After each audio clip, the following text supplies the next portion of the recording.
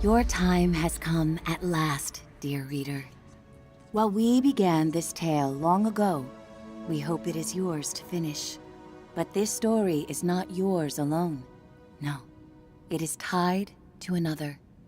And the journey you take together could change the fate of both our worlds. Shall we begin? They called it the Cinder Night. What came from those dark, starless skies would change the world of Moss forever. The peace that had settled across the land was broken by an unconquerable nightmare. And that night, the animals nearly met their end.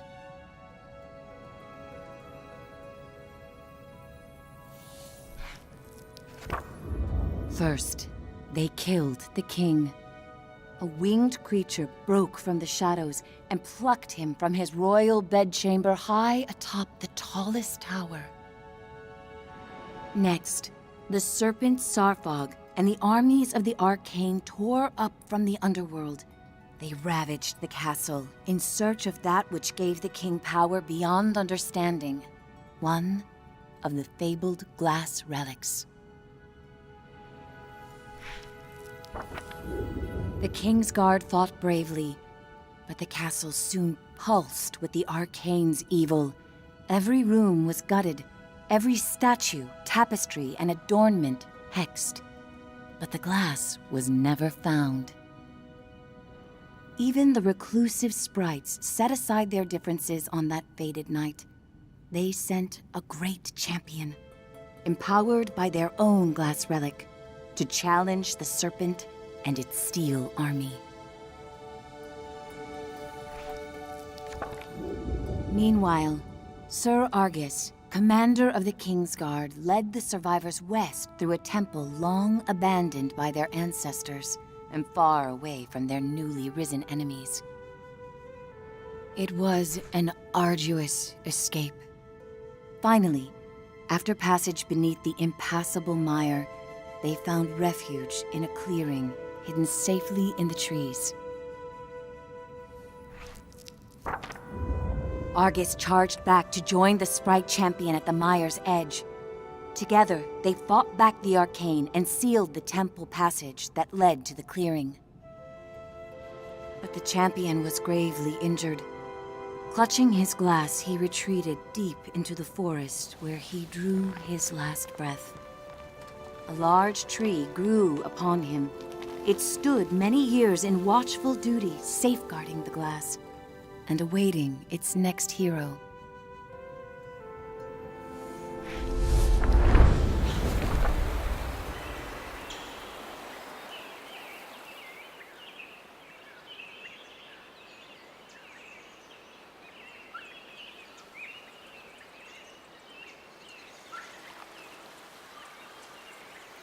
That hero, albeit an unlikely one, did arrive at a time she'd be needed most.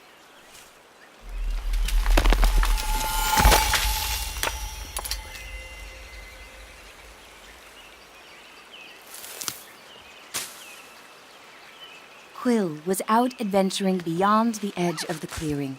Dusk was creeping in, but she wondered what she might find if she went just a little farther.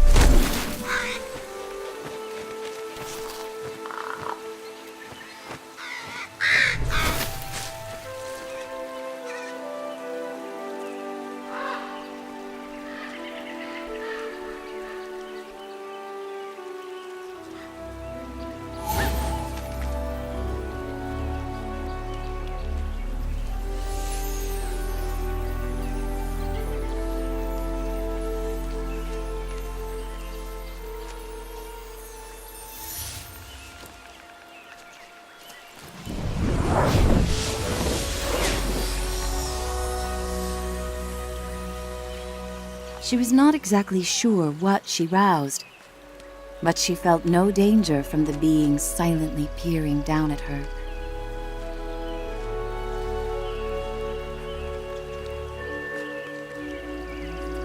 Quill had to hurry. The village gates would soon close, and night would follow.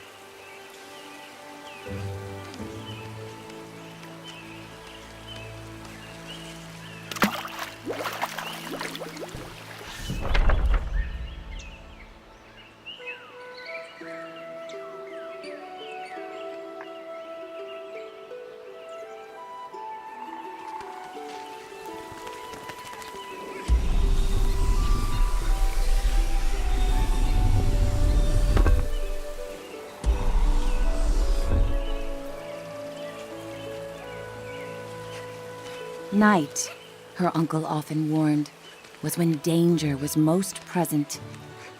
But Quill preferred the stories of the magical creatures that woke to protect the forest.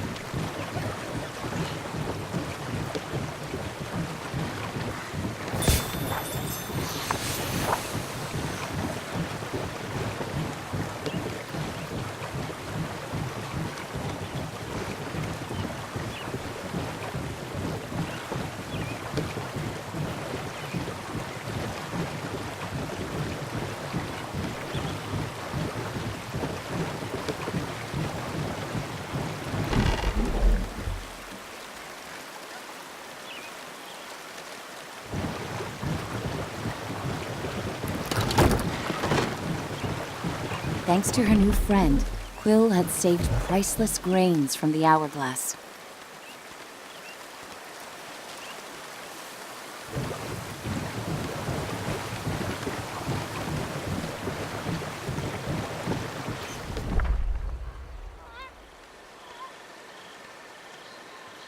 She raced to the door of the cottage she shared with her uncle, hoping once he saw her discovery, he'd lose himself in tales of its legend.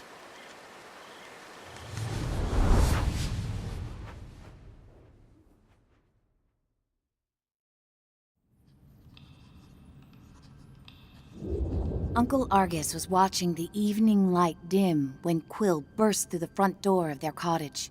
Uncle, there's something you have to see.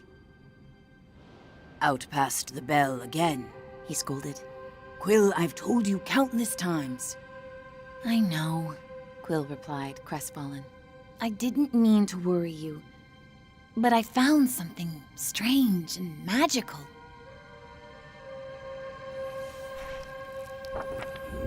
Quill's hands trembled as she showed him the glass. What is it? She asked.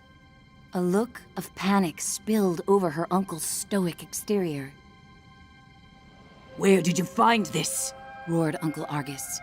Quill had never seen her uncle so shaken.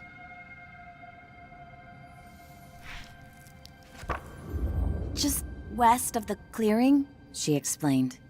And as soon as I picked it up, something started helping me. Uncle Argus followed her motion. A reader? With you, here, right now? Quill, what you found is very powerful and very dangerous, he said with great concern. If I could take this burden from you, I would. But this reader has chosen.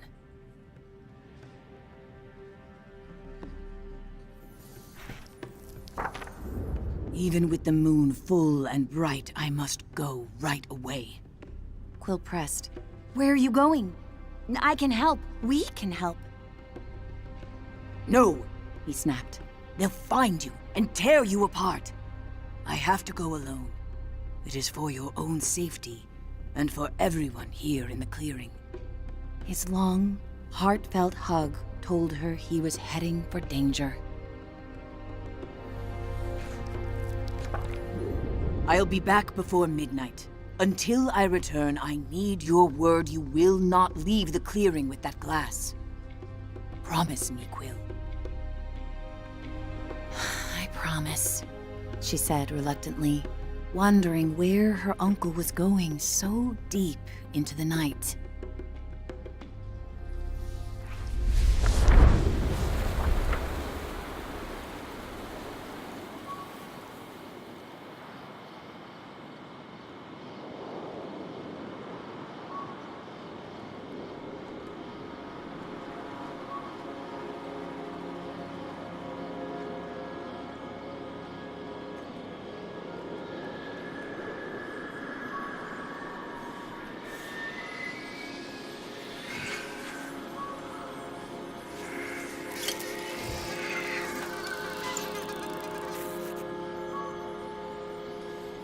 Hey, kid! Kid! Wake up! Hey, kid, over here! I know where your uncle went. I can show you. You're twofold now, very important. Bring that glass, and your sidekick too. We're going to need them.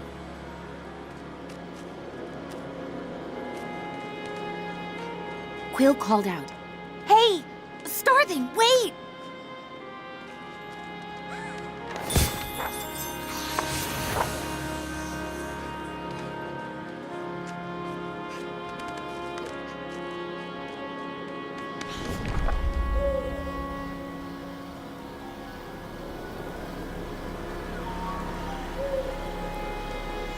Quill had never met a Starthing. In campfire stories, they often meddled in the lives of mortals. And when they appeared, mischief followed.